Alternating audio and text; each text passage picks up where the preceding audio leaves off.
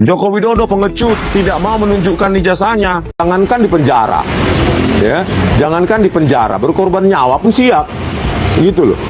Yang penting saya jangan di penjara karena maling dan menjadi penjilat. Siap bertarung, tapi fair, ayo kita adu. Baik, sebenarnya ijazahnya bodong pun dia merasa tercemar, nggak ada masalah. Apakah ijazah itu benar-benar bodong atau sejatinya sudah sejak dulu bodong, benar-benar palsu atau sebenarnya baru diketahui palsu? Oh, malam ini saya mati, besok mati. Biarkanlah saya mati bukan menjadi seorang penjilat seperti Anda. Mohon maaf saya tegaskan, Rizwan Hasyiholan Sianipar menegaskan dengan tegas tidak takut penjara, bahkan kalaupun harus mati karena membela kebenaran, membela ilmu. Dan mohon maaf, saya kutip apa yang disampaikan oleh klien kami Pak Rizwan Hasyiholan Sianipar. Saudara Jokowi bisa menipu pendukungnya, tapi tidak bisa menipu teknologi. Kan ancaman penjara, Joko Widodo, ya. Ancaman nyawa pun saya hadapi. Gitu. Anda boleh berbohong terhadap di Indonesia ini, ya, orang-orang yang mendukung Anda, tetapi Anda tidak bisa berbohong tentang teknologi evolution. Joko Widodo pengecut, tidak mau menunjukkan ijazahnya. UGM menutup diri, maka publik punya penilaian yang tidak bisa kalian kontrol. Makanya kalau ingin meyakinkan publik, ya lakukan itu dengan keterbukaan. Jadi setiap orang bisa memperkarakan ijazah orang lain? Konteksnya ini konteks bukan general, tetapi konteks spesifik. Rakyat mempertanyakan ijazah presidennya, bukan ijazahnya Sylvester, bukan ijazahnya Yakub Hasibuan, bukan ijazahnya siapa-siapa, tetapi ijazah presidennya. Jangan digeser ini kemana-mana, ya. Harus menerapkan logika ekivalensi, ya. Wajar rakyat mempertanyakan ijazah presidennya. Kalau rakyat mempertanyakan ijazah Sylvester, itu baru aneh, itu baru nggak waras, itu baru orang bodoh, karena Sylvester nobody di Indonesia ini, gitu loh.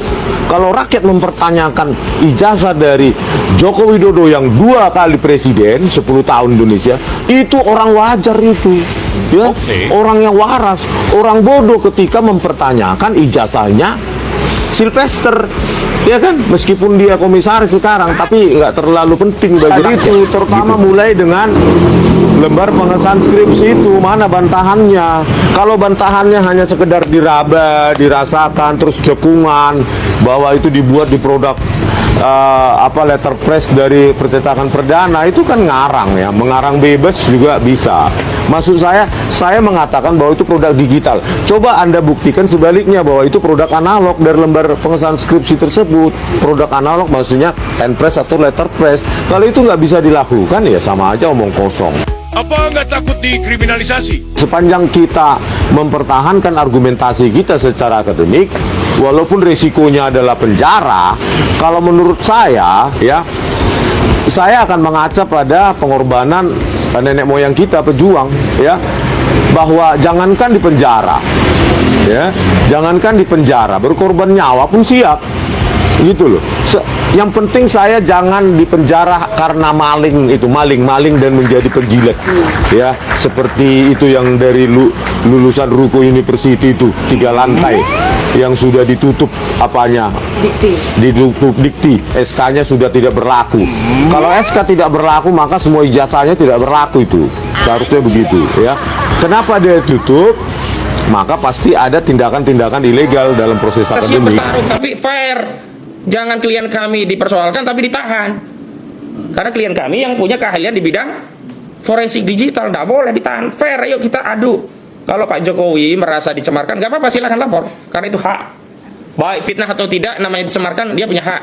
Baik sebenarnya ijazahnya bodong pun dia merasa tercemar, nggak ada masalah. Dia lapor, nanti akan kita buktikan di pengadilan apakah ijazah itu benar-benar bodong atau sejatinya sudah sejak dulu bodong.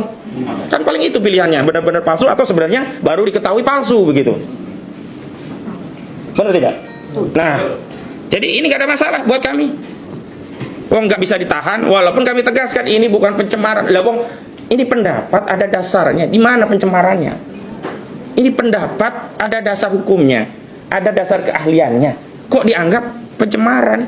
Kalau seluruh pendapat dianggap pencemaran, fitnah dan seterusnya, hapus saja pasal 28 Undang-Undang Dasar 1945. Berarti 311 ini fitnah. Ini 4 tahun, nggak ada masalah juga. Di bawah 5 tahun nggak bisa tunahan. Walaupun kami juga mempertanyakan di mana fitnahnya. Kalau memang saudara Jokowi sudah menunjukkan ijazahnya kepada publik asli, Roy Suryo, Rismond, Dr. Tifa masih ngotot itu ijazah palsu, baru dianggap fitnah. Lalu selama ini saudara Joko Widodo tidak pernah menunjukkan ijazah aslinya, sementara hasil kajian forensik digital, telematika, dan analisis seluruh rakyat, ya kan, itu tidak ada yang kemudian punya kesimpulan ijazah itu benar. Mayoritas menyatakan ini memang barang bermasalah gitu. Lagi pula, kalau ini dianggap fitnah pencemaran, ini aparat penegak hukum juga tebang pilih tebang. Baik di kasus pasal 160-nya tadi, juga di kasus ini Pak Jokowi juga pilih tebang pilih. Kenapa? Karena Pak Jokowi hanya melaporkan klien kami.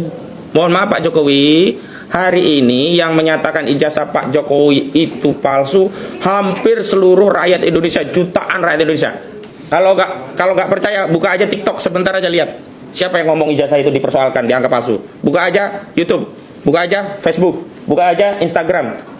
Wah, jutaan orang yang menyatakan ijazah saudara Joko Widodo palsu.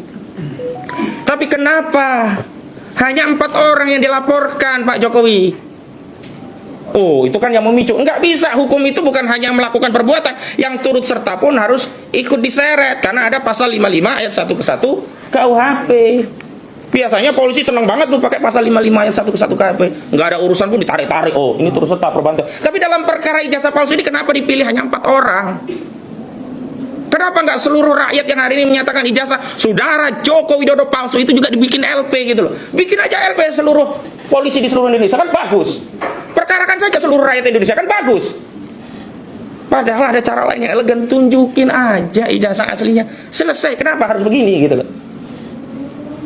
Jadi saya kira polisi dan saudara Jokowi ketika membuat laporan hanya kepada 4 orang, berarti dia menganggap hukum di negara kita itu tidak ada asas equality before the law. Seolah-olah ada perlakuan berbeda kepada 4 warga negara, yakni Rismond Hasyolan, Roy Suryo, Dr. Tifa dan Rizal Fadilah, sementara yang memberikan privilege, ya, perbedaan fasilitas kepada yang lainnya yang sama-sama mengatakan ijazah saudara Jokowi palsu. Karena itu saya minta kepada seluruh rakyat yang punya pandangan yang sama, mari kita katakan kita bersama Roy Suryo, kita bersama Rismond Hasyolan, kita bersama Dr. Tifa, kita bersama Rizal Fadilah. Karena apa yang disampaikan ya 4 klien kami ini adalah apa yang ada dalam benak dan suasana kebatinan mayoritas rakyat Indonesia kecuali pendukung Pak Jokowi. Selanjutnya, kalau kemudian ini dikaitkan dengan Undang-Undang ITE pasal 27A, ini juga sama, ini terkait pencemaran, menyerang kehormatan di ranah ITE. Tapi kami juga nggak takut, kenapa? Karena ini maksimal cuma 2 tahun, nggak bisa untuk nahan. Jadi pasal 27A Undang-Undang ITE, Undang-Undang nomor 1 2024 yang merupakan perubahan Undang-Undang kedua ya 19 2016 untuk Undang-Undang nomor 11 2008, ini kami nggak ada khawatir. Tapi lagi-lagi kenapa yang dijerat Undang-Undang ITE yang menyerang kehormatan Pak Jokowi hanya 4 orang? Jutaan rakyat Indonesia yang lainnya kenapa dibiarkan? Ini mau menegakkan hukum atau cuma mau ngancam-ngancam warga negara? Mau menegakkan hukum mau atau mau mempolitisasi, mengancam dengan sarana hukum, seolah-olah ya dengan laporan kepada 4 ini, orang 4 ini bisa diam, bungkam, dan kemudian seluruh rakyat ikut diam dan bungkam. Mohon maaf saya tegaskan, Rismond Hasyolan Sianipar menegaskan dengan tegas tidak takut penjara, bahkan kalaupun harus mati karena membela kebenaran, membela ilmu. Dan mohon maaf saya kutip apa yang disampaikan oleh klien kami Pak Rismond ya Hasyolan Sianipar, saudara Jokowi bisa menipu pendukungnya, tapi tidak bisa menipu teknologi. Kalau malam ini saya mati, besok mati, biarkanlah saya mati bukan menjadi seorang penjilat seperti Anda, Ade Armando. Ayo libatkan ahli-ahli dari UGM sebelum nama UGM hancur. Ya, jangan libatkan lagi itu die hard Jokowi, relawan Jokowi ya, Projo lah, apalagi itu Joman lah, sedulur Jokowi lah, Memangnya UGM nggak bisa membela dirinya sendiri ya? Ya, masa cuma Sylvester Stallone yang lulusan Ruko University menjadi diehard pembela pembela UGM sih? Dia bukan alumni UGM. Siapa lagi itu? Mitra Romadoni bukan alumni UGM. Andi Aswan bukan alumni UGM. Ya, kami tahu aturan akademik yang dijunjung tinggi di UGM, sehingga kami sangat yakin UGM bermain. Maksud saya pengurus UGM bermain pasti, karena kami ya lahir dari rahim UGM. Kami paham aturan UGM yang sangat ketat. Kalau Sylvester ya nggak tahu. Sylvester tahunya bagaimana menjilat supaya jadi komisaris. Sama seperti Ade Armando yang sekarang jadi komisaris PLN, yang dengan enteng dia di YouTube-nya mengatakan saya dulu. Ade Armando, kau bisa menjadi penjilat Jokowi, tapi jangan sekali-sekali mengatakan saya dulu. Saya masih bermartabat. Saya tidak membuat video yang mendungu-dungukan Anda, karena kalau saya buat itu saya sama rendahnya seperti Anda. Sejumlah kali ada orang yang menawarkan komisaris lah, jabatan inilah di email saya. Saya bilang, pret, makan tuh jabatan. Kalau malam ini saya mati, besok mati, biarkanlah saya mati bukan menjadi seorang penjilat seperti Anda, Ade Armando. Siap-siap Rismon dan kaumnya masuk buya, terserah kau lah. Ancaman-ancaman gitu kau kiranya masuk apa sama saya? Masuk otak. Komentar kalian itu suruh lapor secepatnya gitu. Karena negara ini bukan punya keluarga demi keluarga. Enak kali ya, otak-atik konstitusi, anaknya jadi wapres. Nggak sampai di sini, akan berlanjut ke mana-mana. Gitu ya kan. Saya anti dinasti memang. Itu apa saya? Anti dinasti. Karena apa? Karena negara ini bukan punya keluarga demi keluarga. Enak kali ya, otak-atik konstitusi, anaknya jadi wapres. Bah, enak kali ya. Itu bukan fair play itu. Indonesia bukan punya keluarga, Indonesia punya rakyat. Ya enggak Pak Prabowo Subianto? Janganlah bilang lagi nanti hidup Jokowi Pak. Pilih-pilihun.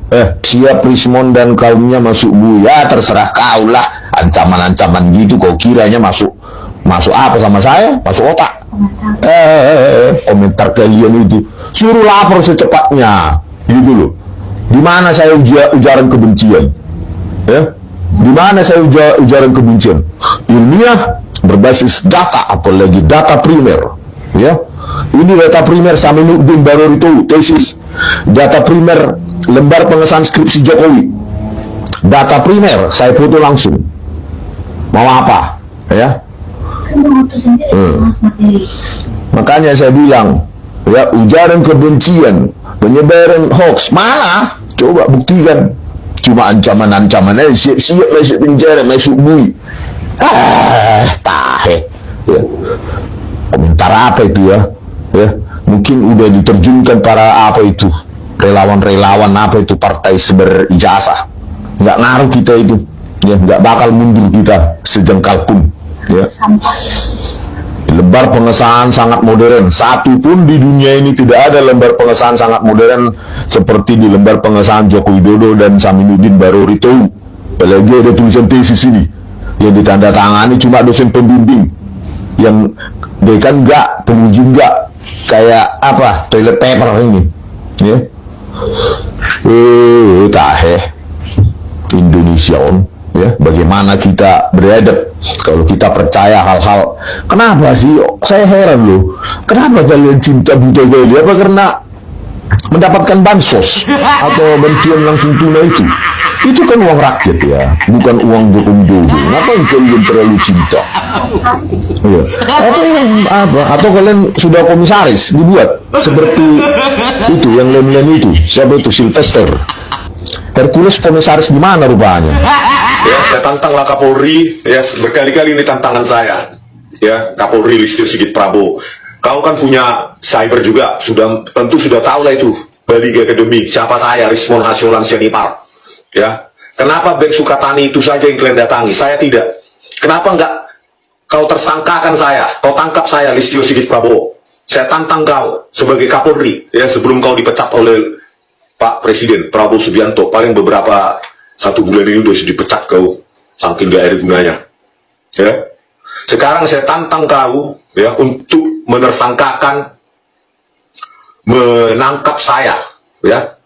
Kalau kau kepolisian, ya, membuktikan saya salah dalam mengatakan, dalam menyajikan 37 bukti ilmiah, video CCTV Jessica Wongso sudah direkayasa oleh Tito Karnavian dan Krisnamurti. Saya sudah keras ini. Gitu. Kenapa Ben Sukatani kalian datangi? Kenapa saya tidak kalian datangi? Ya, saya jauh lebih keras kritiknya daripada Ben Sukatani. Jauh. Itu.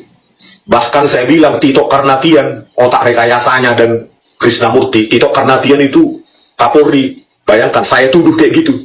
Kenapa nggak kalian tangkap saya? Tersangkakan saya. Ayo, coba. Saya uji mental dulu. Tito, Listio Sigit. Ayo Sigit.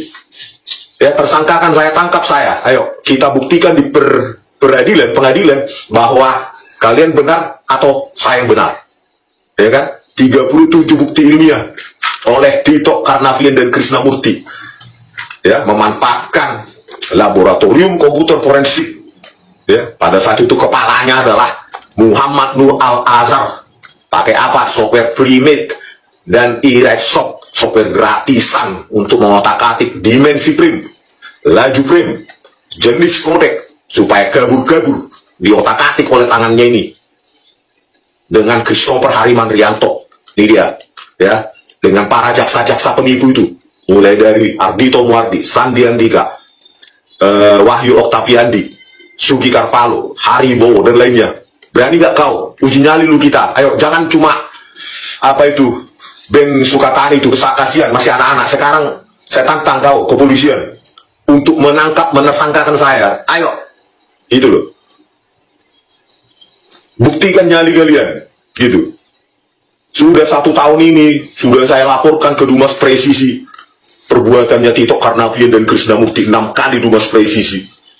Diam saja kalian, bungkam kalian. Ya, memangnya setelah Jessica dibebaskan, ya, dibebas bersyaratkan, saya diam? No, sampai Tito Karnavian dan Krisnamurti itu ditangkap, itu baru kalian profesional. Tidak